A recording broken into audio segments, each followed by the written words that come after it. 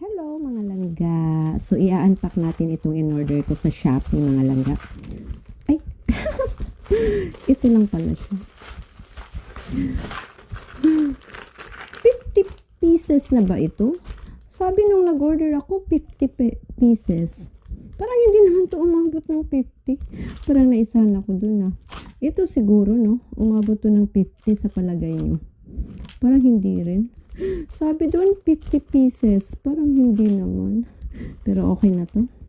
Flower din to. Ito. Pareha silang flower pero magkaiba ng petals. 2, 4, 6, 2, 4, 6, 7 petals to. Ito 5 petals. Ito sana maganda, colorful.